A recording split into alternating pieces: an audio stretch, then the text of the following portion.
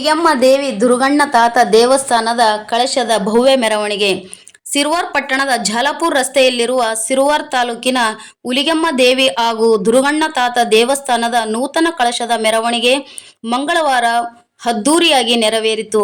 ನೀರಾವರಿ ಇಲಾಖೆ ಆವರಣದ ಆಂಜನೇಯ ಸ್ವಾಮಿ ದೇವಸ್ಥಾನದ ಸಕಲ ವಾದ್ಯ ಮೇಳದೊಂದಿಗೆ ನೂರಾರು ಮಹಿಳೆಯರು ಭಕ್ತಿ ಭಾವದಿಂದ ಊರಿನ ಉರಿಬಿಸಿಲಲ್ಲೂ ಕುಂಭಕಳಸವನ್ನು ಹಿಡಿದು ನೂತನ ದೇವಸ್ಥಾನದ ಕಳಶದ ಮೆರವಣಿಗೆಯಲ್ಲಿ ಭಾಗವಹಿಸಿದ್ದರು.